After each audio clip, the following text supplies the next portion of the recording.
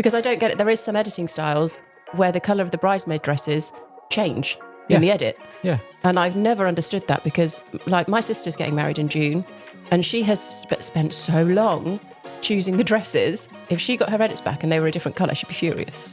What's the worst part of a wedding you've experienced? So I've had a couple of times, twice I've had to call an ambulance. Have a look at lots of different photographers' websites and get a feel for them if you can go onto their Instagram.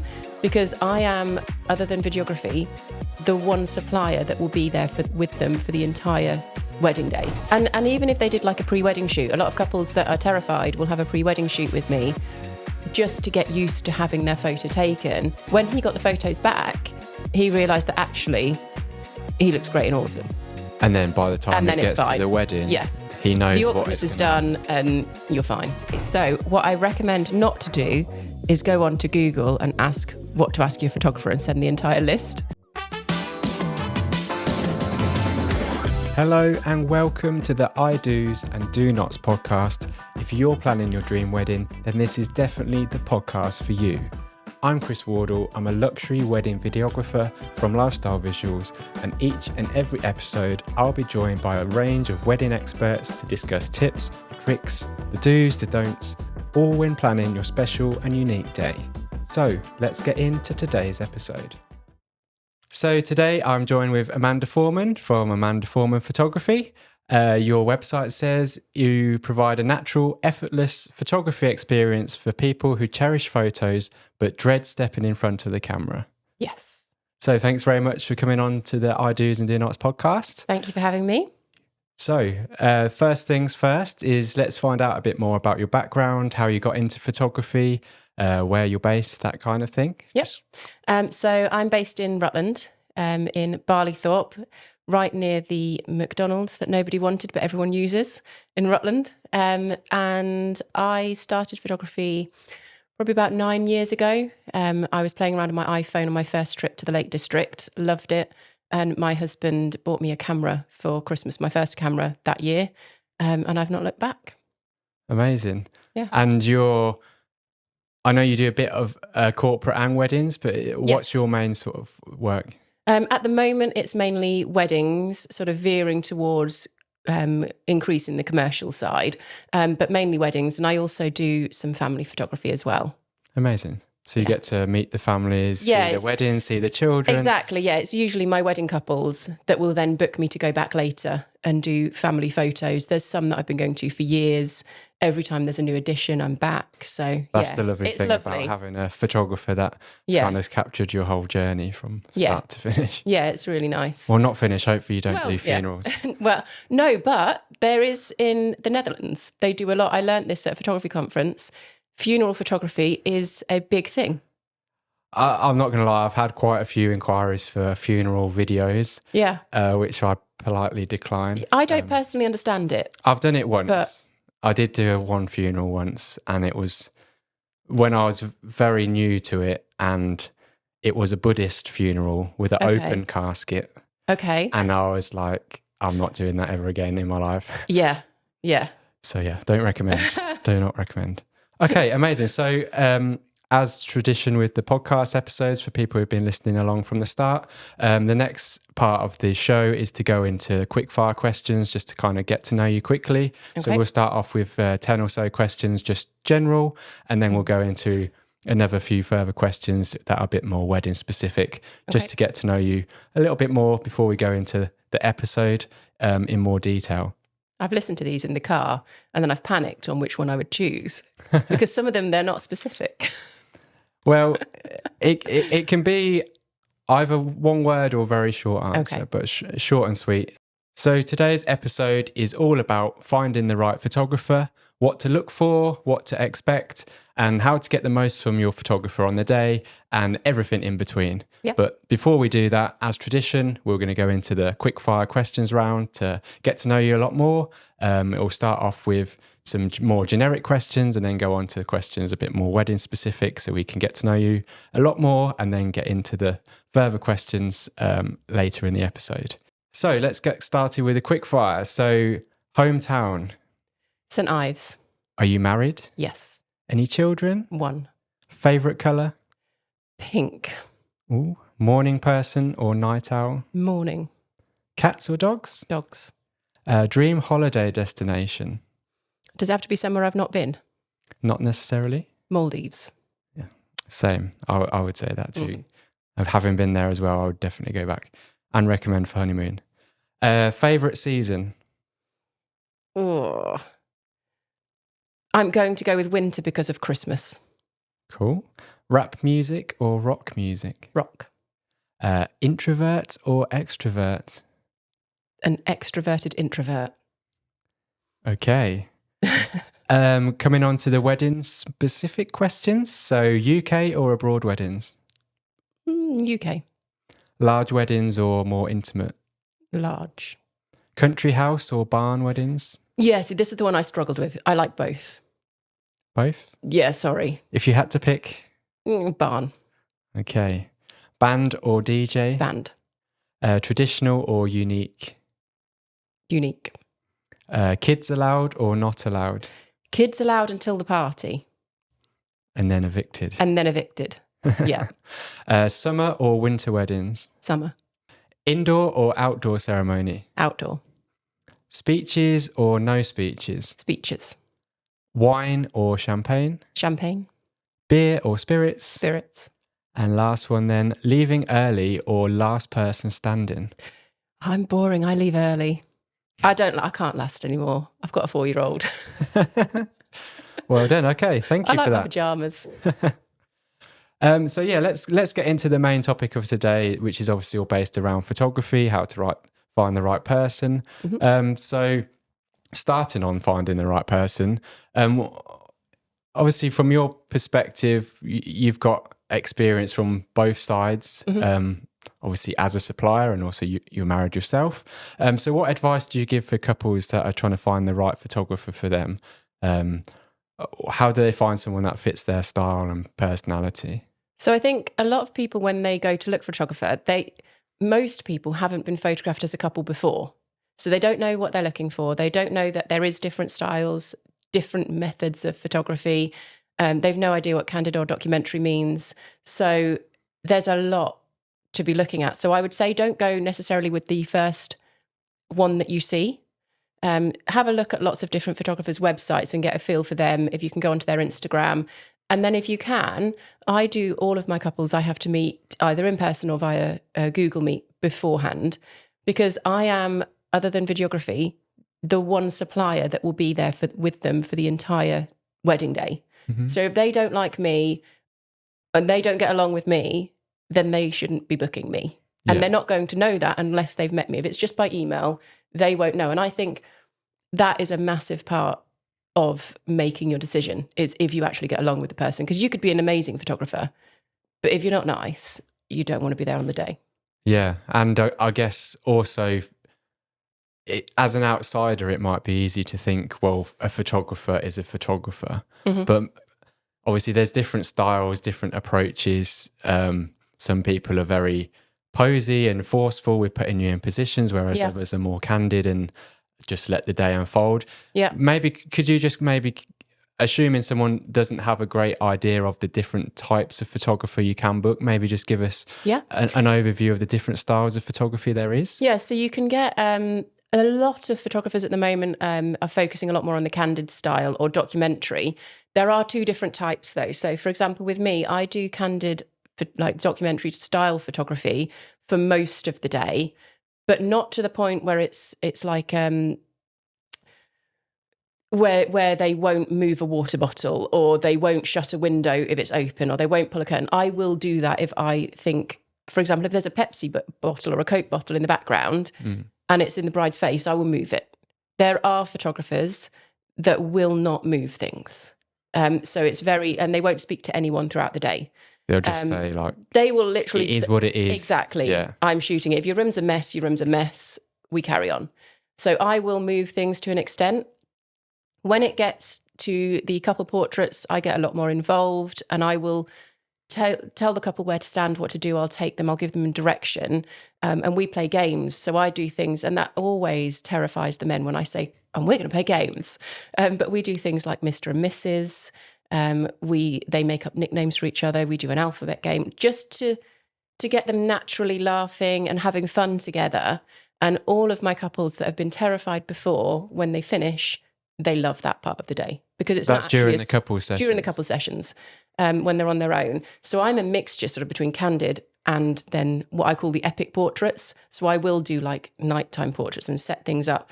There are other photographers that are fully, I want to say traditional, like old school, and they will pose everything for bridal prep, for groom prep. You'll have the groom holding his like bow tie or doing like, and they will tell them, just do this, just look at your cufflinks, and they will pose all of that and make it into like a storytelling sort of thing. Yeah. So it's less photographing what's going on and more making sure that they get the moments that they think they need. And that, like, there's people that absolutely love that, and they will spend an hour doing couple portraits in one go, which I don't. I split mine all up. And then, like I said, there's people that don't take couples for portraits. They will just photograph whatever's going on and that's it. And what about if a couple specifically said, we hate having our picture taken, we don't want couple shots? What would be your sort of feedback to that? So obviously, if that's something that they really don't want, but they still want me to photograph their wedding because they've had a connection with me, or they like my editing style, or hopefully both, then it's something I would discuss with them. If they really don't want it, then I won't do it, and that's fine. Or I would potentially pass them to a photographer that does literally just do documentary, reportage style photography, who wouldn't be taking them out anyway. Yeah, and obviously, in most cases, they've not been married before. They might have a slightly skewed expectation of what it's going to be like, and it's a lot more fun and informal than you think. And even if they did like a pre-wedding shoot, a lot of couples that are terrified will have a pre-wedding shoot with me just to get used to having their photo taken. And even if, like I had a couple recently, the guy said he felt so awkward having his during the pre-wedding session. He was enjoying it and we had a lot of laughs. When he got the photos back, he realised that actually he looks great in all of them. And then by the time it gets to the wedding, he knows the what awkwardness is done and you're fine. So I guess that's another bit of advice really, is find a photographer potentially that includes a pre-wedding shoot, or you can sometimes add it on as an additional cost, but it's not much in comparison to the wedding day itself. Yeah. It'll see it as a practice run, but it's also, in some cases, it gives you some photos you can actually print out and display at the wedding as well. I see that quite often. Yeah, people use them for signing boards or guest books and things like that. So yeah. Yeah, it's just another memento for the journey of the wedding. It is not just the day itself, it's the planning and how you got to the big day itself. So we recommend that you have like a pre-wedding consultation with your photographer. So what sort of questions should they be asking as the couple to the photographer? Okay, so what I recommend not to do is go on to Google and ask what to ask your photographer and send the entire list. Because I've had a lot of couples recently asking what camera gear I shoot on, which is fine if you understand it. But if you don't understand camera gear, there's no point in you asking that question. I have just done a Q&A on that actually. But things like how long do you stay for? What's included in the coverage hours? What happens if things run over? Are they a photographer that will charge you extra if you've run over times, or do they just stay? Like, how does that work? Image delivery times are really useful to know. You'll probably have forgotten it by the time your wedding comes around, but if you can write it down somewhere. Will they get previews? Do they work with other suppliers? With videography and photography, that we're often asked, can you recommend anyone? So knowing other people that they can recommend and that they've worked together with before is really helpful. And if you can find a team that have worked together before, then that's great. I think I wouldn't get too sort of bogged down in all of the detaily little bits unless you're specifically interested in photography. And it should be more a case of, firstly, look at portfolio, look at their website, look at their Instagrams, make sure what you're seeing is consistent and you like it, first of all. Make sure that you like the editing style, because even just from editing, and maybe you could come on to that, there is different styles of editing as well. So many. And also another thing that people ask is, have you shot at the venue before? Mm-hmm. And I totally get that some couples might want somebody who has shot at that venue before, and it does help. It's nice to know the areas and you know the staff. But having a photographer or a videographer that's not been to that venue before, they will see things that the others haven't. So it's actually, I don't really think that makes any difference. No, I agree. And that's a big question that people seem to think, I must have somebody that's worked there before, and you don't. Yeah, I definitely agree as well. I mean, I get asked the same question, have you shot at the venue before? And to be honest, in my opinion, it doesn't make any difference, because we get there so earlier in the morning. We've got time to recce. We can go on Google Images and explore the venue online and then explore it on the morning. That is one of the lower down concerns a couple should have. Yeah. And yeah, I just personally think if you've been there before or not, it doesn't make a huge amount of difference. No. Yes, it might be nice to see some real world photos of your venue. But there's so many areas within venues that we don't want to be skewed by copying what everyone else has done anyway. Yeah. So it's our job to explore previously and utilize the venue, whether that's flowers or pathways, walkways. A lot of my work is a lot more walk and talk. So yeah, yours is more movement, obviously. Yeah, it's movement based. It's not, right, I'm going to put you against this wall and put you in a pose. It's more, okay, just walk down the pathway, have a chat to each other, smiling. Which is actually why having a videographer is actually quite nice to have on a wedding, because for those couples that are nervous, you're going to need them to hold hands and walk, and everybody can do that. Yeah. And if you do that to begin with, then you're going to be more relaxed and more chilled out when it comes to any of the more sort of not static poses, but the standing still photos. Yeah. I mean, we do jump off the back of some of the photography poses, because why wouldn't you? And I've got a few go-to poses that I will use, but we're talking like, okay, put your hands around the back of the neck and just look at each other, or look into each other's eyes. It's so much easier than people think, though. Yeah. Because they're just so terrified. And for the rest of the day, you won't even know we're there. I mean, the couple shots is the main time where, yes, you know you're having your images taken, but it doesn't have to be scary. It isn't scary. It isn't. But if you book the wrong photographer and their style is very posy, I'm moving your arm here, I'm putting it there. Exactly, yeah. That's when you won't have a great experience. So that comes down to what we were saying. Make sure you book. And you should be able to see that from the portfolio and from what they share on Instagram, because the style sort of shows through in their portfolio. And I would say as well, Instagram is probably a better place to look.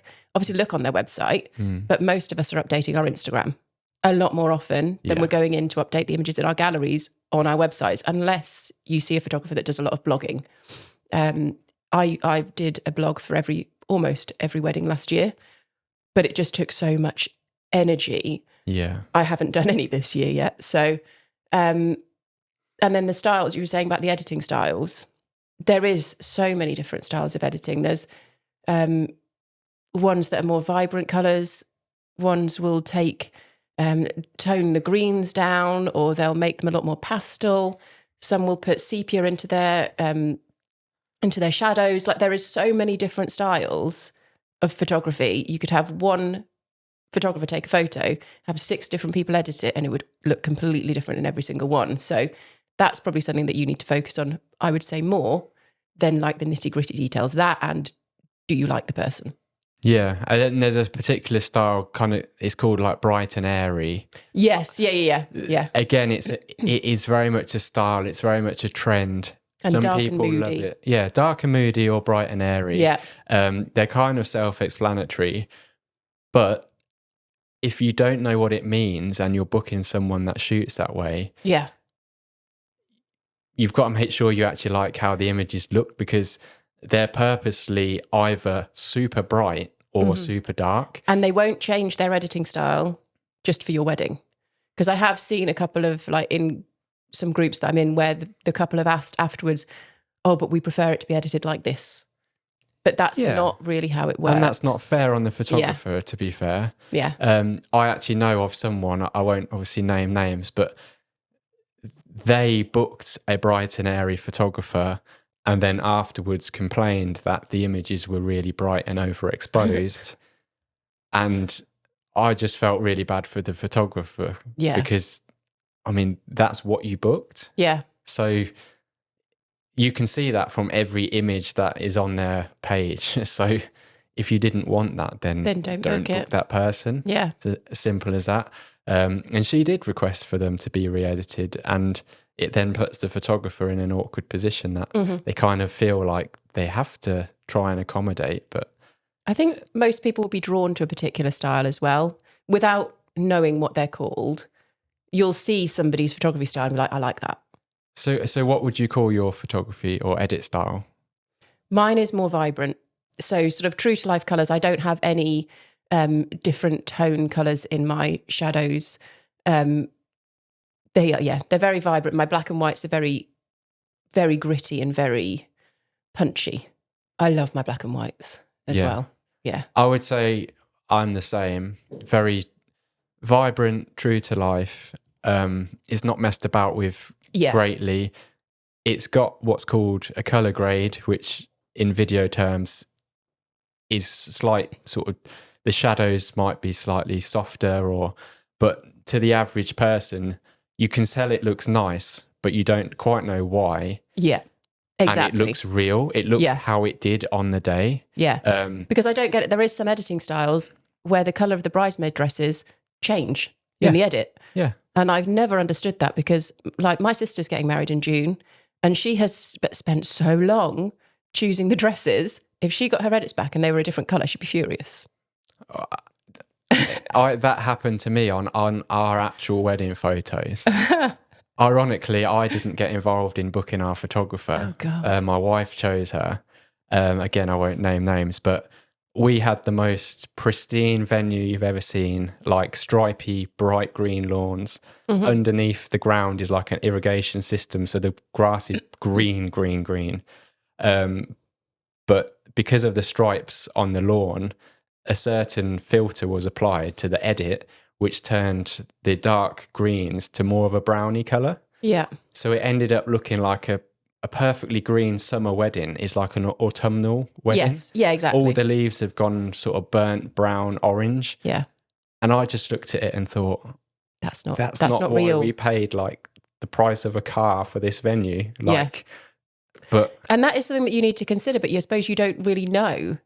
Like, you don't know unless, like, you know what it looked like on your day. Yeah. Right? When you're looking at an edit that somebody else has done, you won't know what the colour of the bridesmaid dresses were before. So if you can see, like, a lot of photographers now do a before and after. They're doing a lot of reels on Instagram with before and afters, on TikTok as well. I am not on TikTok. I am too old to be bothering with I like watching it. I'm not editing them. I cannot be bothered. But I like watching them. And they do the before and afters on there, and you'll be able to see what the actual colour of the dress was before and after. And then you can decide if you like it. So coming on to get to know you a little bit more. So what would you say the most rewarding aspects of being a wedding photographer is for you personally? I just like that. I feel quite honoured that I'm chosen to be there with somebody on one of the most important days of their lives. And to have that trust is huge. And I was at a conference last night and they were talking about imposter syndrome. And I think everybody feels it because they're choosing you to be there to photograph something that cannot be replicated. You can't redo it. So to have somebody choose me to do that is huge. Yeah. I love it. And it's terrifying. I'm the same. Although I do video, it's still the same principle applies. I mean, I was petrified on my first maybe 5 or 6 weddings. Because felt sick, physically sick. You can't stop a church service or any wedding service. So if you miss something or mess it up, you've missed it and messed it up. Yeah. So it's a big responsibility. But it's very rewarding, incredibly rewarding on the back end when you have got it all right, and they've seen your imageries or videos and you're getting this amazing feedback. And So yeah, from my perspective, I find it incredibly rewarding as well. So what's the most memorable or funny moment you've experienced as a wedding photographer? So there's a couple, but I think one of the funniest, so we were doing speeches. I was photographing speeches and the kids were playing under the table. And all of a sudden, about 5 minutes later, the bride stood up because the children had gone and nobody knew where they'd gone. So we had to stop all of the speeches and everybody's running around the hotel. These little kids the staff didn't even notice. And they'd ran off and they were playing in another room at the other side of the hotel by themselves. Wow. Absolutely funny for me. And I photographed all the mayhem. Yeah. But terrifying also. Okay then. So what about, I guess, the worst moment? Is there any... Not necessarily where things have gone wrong, but, just what's the worst part of a wedding you've experienced? So I've had a couple of times, twice I've had to call an ambulance for members of the wedding party because things have happened for some reason. Nobody else is calling the ambulance, so I've been in charge. So I've done that twice. I don't know if I've got like a thing about me. And then once I was doing a wedding ceremony in a church. We already knew that we weren't allowed near the front after the bride had walked down the aisle. So we all went to the back. There was a videography team with me as well. We went to the back. The groom was crying during part of the service. And obviously my camera's on silent. You can't hear that I'm taking photos. And we were allowed at the back anyway. And the vicar stopped the service to tell us to stop taking photos because we were ruining the moment. Yes. And who's just ruined the moment exactly. at that point? Yeah. So I was like, well, you couldn't even hear us and nobody was paying attention to us until that point. But she said, look, you just need to stop because you're ruining the moment and he just needs to have his time. So I suggest you stop. I was like, okay. That's definitely something that I would say to the couples as well. If you are having a church wedding, please make sure that you get the lowdown of if there's any rules for video and photography. Is the vicar a nice person or is it going to be sort of difficult? Tricky? Yeah. And I mean, I've had almost identical experience to that. We were at the front, but the vicar obviously, for whatever reason, didn't know there was going to be video, but he knew there was photography. Okay. So when I pitch up at the same time, he's completely cool, sound with the photographer, but I was like the devil. You were invading. Yeah. I was literally just stood next to the photographer, which is pretty common, but I just could not do anything right. And again, at that point, he stopped the service and said, you can't stand there, like you can't be there or whatever. Literally stops it. Everyone's turning at me. Basically, I'm getting told off in front of a church full of people. And it's so embarrassing. I haven't done anything. Yeah. And yeah, I mean, I was fuming myself, but obviously you've got to stay professional. Mm-hmm. And I was just like, you've just ruined the wedding. Like, I haven't done anything. Yeah. Nobody was looking at you until that point. Yeah. Yeah. So, I mean, I guess that has sort of ruined my opinion on churches to some degree. I'm always a bit anxious when they say it's a church. Like, I love a church wedding because you can get some amazing vicars. Visually as well. There's one in Uffington and the guy there, I can't remember his name, but the vicar there is amazing. He's just so cool. And like, I'm not one of those photographers that will take the mick. I've got my cameras on silent. I don't move around a lot. And as long as I've met them beforehand, like the few minutes beforehand, I'm usually okay. But you do get one. So I went into one and they told me that if it was up to them, there would be no photos. And the only time I was allowed to take a photo was at the first kiss and her walking down the aisle.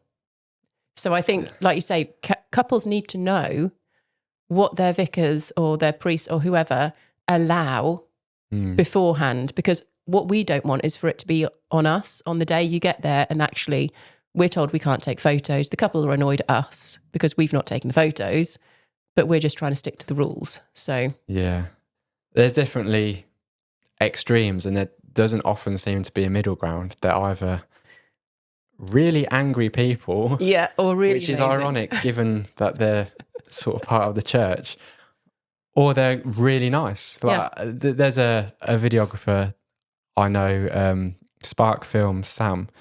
He posts on posted a reel recently of a vicar, and he actually was the opposite. Like there was someone of the groom's party stood in front of the camera, and he actually kind of briefly stopped and just asked the guy to come out of the way. That's so he so almost good. saved the day from a video perspective. So he's the opposite. But yeah, as I said, just make sure you know what you're getting into with the vicar. Yeah. Because a lot of people wouldn't think to question it. You wouldn't even consider that that's something you need to check. And make sure you tell them, by the way, we've got a photographer, we've also got video. Yeah. Because from their perspective, we are coming into their world, their church, especially if you've got second shooters. So for us, like a photographer might have a lead shooter and then an assistant. So that's two people. And then quite often it can be the same for video. So all of a sudden there's 4 people in the church. Yeah. So I can appreciate from their side, sometimes that's a bit much. But it's our job. It's more the norm these days, though. Yeah, it is the norm now. I think it's more expected now than like 20 years ago. You would be shocked by that. I think surely by now it would be more surprising if there wasn't photography and videography at a wedding. You would think so. But as I said, just make sure if you're having church, let them know. Yeah. Any other venue, typically they're expecting it, as you say. Like it would be odd if we weren't there. But it's still nice to sort of introduce everyone. I mean, I try my best to reach out to venues in advance if they don't reach out to me. So yeah, if we just copy everyone else in so everyone knows who's going to be there, it just saves makes any embarrassment on the day. Okay, so that brings me on to a slightly different topic, more like etiquette after the wedding. There's another thing in our sort of industry about sharing imageries and not getting credit for imagery, that kind of thing. So what sort of etiquette should either couples or venues, suppliers have when using effectively your images? Okay, so a lot of photographers work very differently. I personally, after the wedding, I'm a bit delayed on my last one, but I send, with the couple's permission, I will send images to each supplier, but not the entire gallery. So the florist will get images just relating to the flowers, because they don't need the entire wedding. And I've done it once before, and then the supplier ended up posting images that were nothing to do with what they delivered, and the couple got a bit funny. Yeah. So now they literally just get whatever they've been involved in.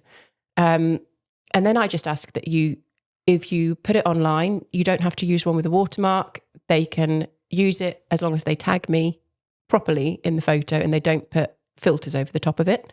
But there's always 1 or 2 that don't listen. And they either aren't tagging you, and then they pretend that they didn't know they had to tag you for the 4th time. And then they put filters on it and they don't understand why you can't have filters. But for photography, the image needs to be seen how we've taken and edited it, for the exact reason that we were saying before. Everybody edits differently. So if I'm tagged in a photo that's been whitewashed with a filter, that's not my work. Yeah, it's misrepresentation of your work, which could potentially be damaging for you. I mean, it's your work, it's your copyright as such, and it's now being manipulated to look different. Yeah, and I tell my couples as well after the wedding not to share the images with the suppliers, because I will do it for them, because I can send them the rules, as it were, on how to use the images, where they can use them, what they need permission for, what they don't. And my couples have always been really good with that. And then I do have couples that don't want me to share anything, and that's fine too. And I just make a note, and then I tell the suppliers. The only thing I would say is I've had a couple of weddings where on the wedding day, a supplier has messaged me to ask for the photos, and I'm still at the wedding. Yeah. That's not the right way. No. So usually with me, image delivery time is 6 to 8 weeks. So you can get in touch. By all means, please get in touch. It's always nice to be connected with other suppliers. And I always ask my couples in advance. They have to fill out, I've got an app that they go onto, and they'll enter in the supplier name, what they've done, the Instagram, website, and email. And then I can get in touch with all of them, and I know who's done what, as long as the couple fill it in. So I know who everybody is, but if they can get in touch with me and let me know that they'd love some images when they're ready, rather than, can you send me the images? I've seen this one, I really want it. No, and don't screenshot them either. No. Just wait. We'll send, Obviously, most of us are very nice, and we will send them when the couple have them. Yeah, exactly.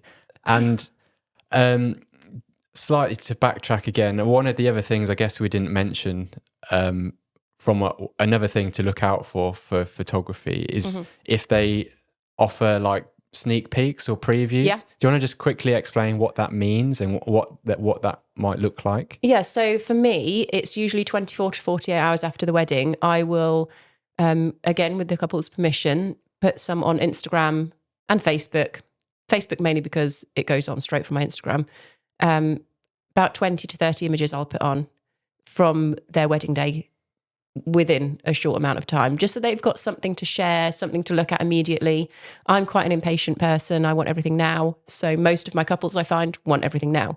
So at least that way they've got those to look at whilst they wait for their full gallery to come in. And I think a lot of photographers do that now, not necessarily within 24 to 48 hours. It depends on how busy they are, if they've got another wedding the next day. Yeah. But it's always something nice to ask. And to be honest, you'll probably notice it if you're looking at their Instagram.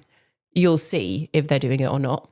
Yeah, I mean, if you look at my Instagram, it primarily is previews. I am slightly different to some videographers. A lot of videographers might do a preview, but it tends to be just one or two clips. Whereas I've gone the opposite now, because that's where I get my work at the end of the day. So I actually produce quite a highly polished 60 to 90 second teaser with sound, with audio from readings or whatever. And I try to deliver that, I say, within a week of the wedding. That's amazing. I do sometimes do it quicker, but like you said, it depends. You've got to bear in mind, sometimes we've got 2 or 3 weddings back to back. I try not to do that nowadays, but it's hard though. It has been Isn't done. it hard to say no? Yes, it's very I'm meant to be doing 3 a month, and I've got 8 in August. Yeah, we try and set limits, but from our side, summer is where we earn most of our money. Yeah. So you take it or lose it, basically. Exactly, yeah. But yeah, back to that. So within 7 days, I then will deliver a very beautiful edit with sneak peek for the couple. For the same reasoning, a video, I would say, hopefully you don't mind me saying, is a bit more time consuming in the edit. Yeah. Or a lot more time It's a lot more time consuming in the edit. Again, and I've never done it before, but I know. Yeah. Again, it does depend on suppliers, because not all videographers are the same as with photography. But my delivery time, although I'm hoping to improve it this year, I do say sort of 12 to 16 weeks. Yeah. So I appreciate that is quite a long time to wait, which is why I give such effort into the previews to start with. And that's so nice as well, like that, because people do, it is a very now society that we live in. You know, you've got Amazon now in London and next day. And if you can't get it the next day, you're stressed out. Day. You're like, I don't want to wait 2 days. I'm not going to get it. I'm going to go to someone else. And that is the world that we live in. And people want to share it. And I'd rather they were sharing my stuff than photos that their friends have taken, because there's a hype immediately after the wedding that they want to be sharing everything. And the video that you do is nothing like anything anyone else can physically do. So that's what they're going to share. It just makes sense. And that's what you're nice. Paying for as well. I mean, it's built into the price. It also benefits me, as I said, because I get my work from the previews. I don't get my work from... Most people won't go and sit and watch someone else's 15-minute, maybe even 30-minute video in some cases. No. So yeah, it's worth it from our side. So coming back to the actual wedding day itself, like how is there a certain schedule or ways that you would say a couple can maximize to get the most of the photographer on the day? Yeah. So I would say when you're doing your timeline, try and listen to your photographer. If you're booking a photographer that is fully reportage, like photo documentary style, where they don't get involved in anything, they will not be interested in your timeline other than when your ceremony is and when you're sitting down to eat and what time they're going to be there in the morning. For me, I get a little bit more involved. And I did have a wedding recently where I had said to the couple, these group shots are going to take a bit longer. And if we've got to go off to get these couple shots, you're going to need this amount of time. But the venue didn't agree. So we went with the venue's timeline, and then they ran an hour over. And that's not because of me making everything take longer. It's just how long things take. I try and get involved from like whenever they're getting ready in the morning, I will go with whatever they suggest. But I do try and get if there is a bride at the wedding, I try and get them to be in their dress a certain amount of time before so that we can do photos of her before we leave for the church or the ceremony. And that's always a lot longer before than they think they need to be ready because it always runs over. And it's so nice when they are ready early. For videography, because you can't get it otherwise. Yeah. So yeah, I guess take advice from the people that have seen it a million times over. Exactly. If you've got a wedding planner, you would hope that they're a bit more in tune with that sort of stuff as well. Mm-hmm. But yeah, don't be afraid to reach out to your photographer, videographer, and just check how much time they might need for certain things. And that will vary on how many group shots they have as well, right? Because if they're having a group shot of everybody and 5 group photos, that takes a lot less time than someone who asks for 20. Yeah. If it's a huge wedding and you want photos of all these different varieties, you've got to allocate the time for that. And you've got to accept, I think, as well, that you won't have as much time mingling because you're literally doing groups, couples, dinner. Yeah. I mean, the wedding day for the couple can be quite demanding on their time. Yeah. Unfortunately, that's just how it is typically. The day is a lot slower pace for the guests, but as a couple, you are getting took for. You're non-stop. Yeah. I mean, I remember that myself from my own wedding, and I knew it was coming. But well, that's it though. Even though you know it's coming, it's still a shock on the day. And even though you're told by everybody, just take a minute, it's on the day, you still get to the end of the day and they're always like, oh my God, it's gone so quick. But again, if you've got a summer wedding, because that's the other difference, like a winter wedding, it's dark by whatever, 4 o'clock. Yeah. If you've got a summer wedding, you've got a bit more flexibility. Yeah, absolutely. One of the things we mentioned in a previous episode was about looking at what time sunset might be. Yeah. Because if you're a couple that's decided, obviously if you do get a sunset, there's nothing we can do about that. Yeah. Assuming we've got something to work with and you really want those images, well, that happens at whatever time nature wants it to happen. Obviously, depending on the month, you can generally have an idea of what time it's going to be, but factor that into your schedule as well, because you don't want your first dance scheduled at the same time that the sun's dropping down. Yeah. And should be outside. You're then going to go straight. Usually, I get the couple to stay on the dance floor after the first dance, because if you're on the dance floor, everybody else is going to stay on it. Yeah. As soon as you leave, they'll leave. And if it's a summer wedding and it's nice outdoors, your dance floor is not going to get going until a lot later, as opposed to a winter one. And I've quite often pulled couples off from eating between main and dessert if they want sunset shots with their permission. Yeah. But if I know that sunset golden hour is going to be in a certain time, then I will just let them know. And if they're happy to leave, I'll take them for 10 minutes. Yeah, I mean, I think we shoot in a pretty similar way. And it's the same. We will ask, would you like to go back out? If you say no, then we'll sit down and eat our dinner. Yeah. But that does come down to, again, styles, and it's not structure in the day, but it's getting the most out of the day. Yeah, absolutely. And if you've had enough, then you've had enough. That's fine. Yeah. No problem. So the next question was about lighting conditions. Like, how can you adapt to sort of different times of years, different lighting, either dark rooms or bright windows? What sort of restrictions or things should a couple sort of be aware of that can happen? So obviously pay attention to, if you're booking a venue and it's really dark inside, you can book in lighting. The one thing I would maybe consider against, there is a venue, I won't name the name, there is a venue locally that has lights that can change colour, but they go all over the room and above on the ceiling, which then looks lovely if you're just looking at it, but it makes everything go green or pink. Like the ones from above make all the faces pink during speeches. So I will tend to use off-camera flash if I'm having to fight against those. I've got a constant light that I can use during cake cutting if it's too dark. Same for sparkler exits and so on. But yeah, I've put myself through a lot of training to understand that so I can work with all of them.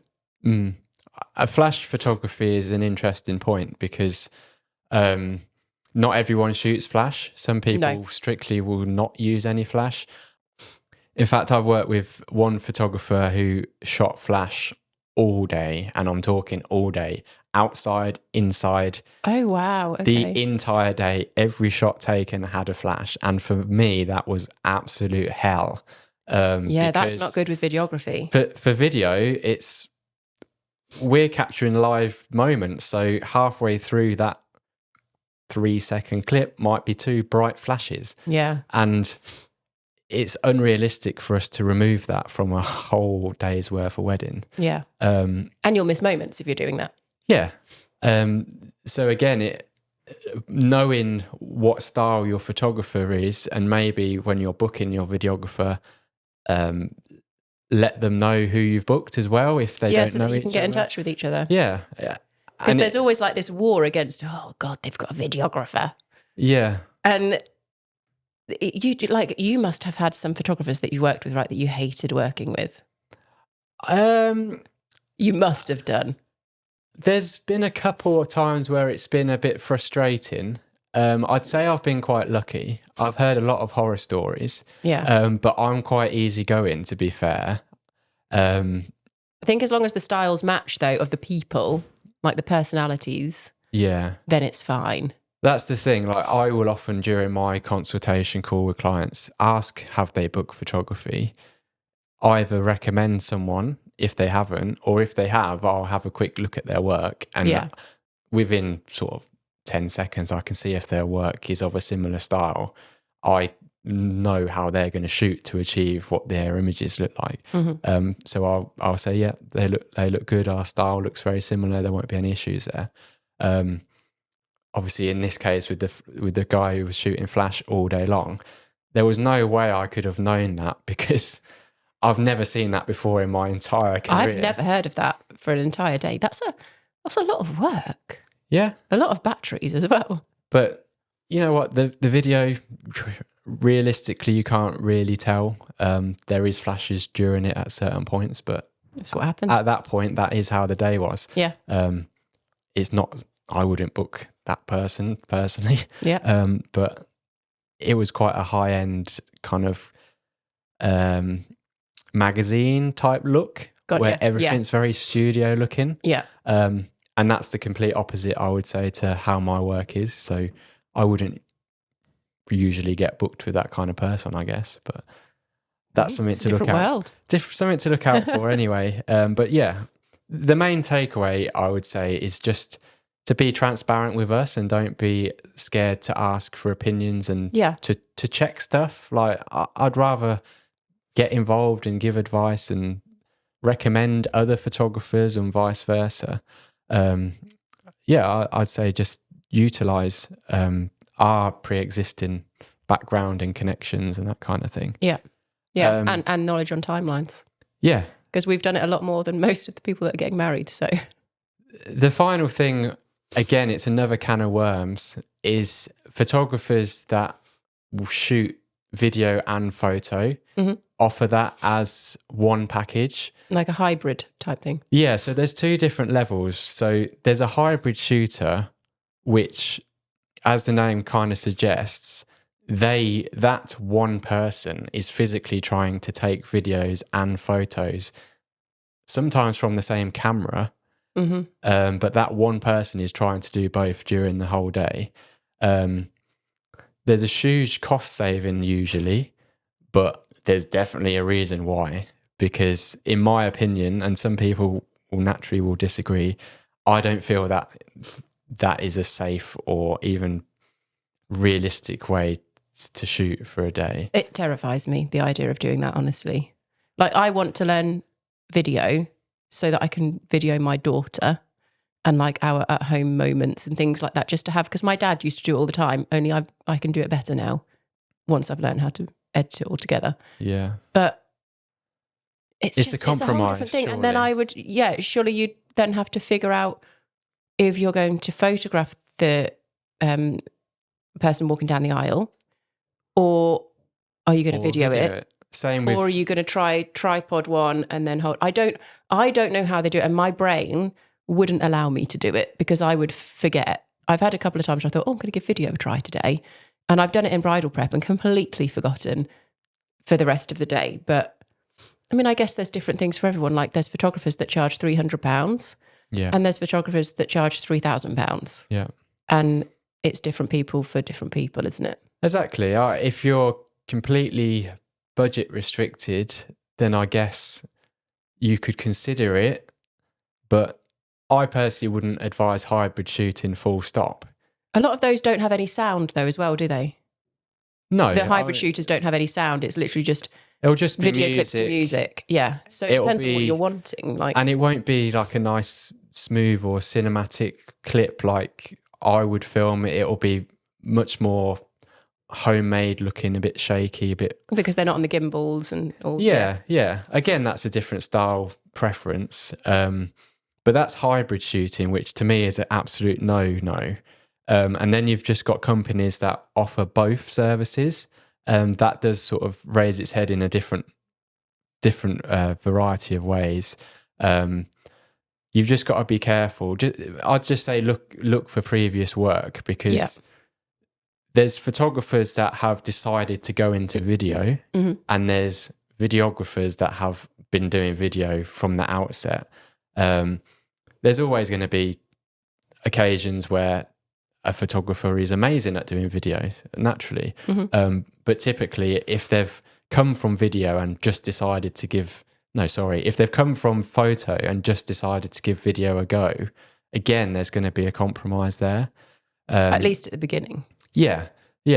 But if they've gone into video full time, but I personally always just say be very wary of companies that are trying to provide both services internally. If they're recommending... If it's the same person, you mean? Yeah, if it's the same person, or, they're both photographers, but you can just do video that day kind of thing. Got you. Yeah. It's hard. The thing is, I don't know enough about it to have a strong opinion. Yeah. I've just had... It just becomes a price battle, basically. They're trying to win both chunks of work. Yeah. Offer you a lesser price, but at the end of the day, you're also getting a lesser quality service. Yeah. I would always recommend my couples, whenever I've been asked, do you do videography as well? I said, no, it's a whole different skill set, one I don't want to learn. And I'll pass that on to someone that I trust to do it, and that's all they do. Yeah.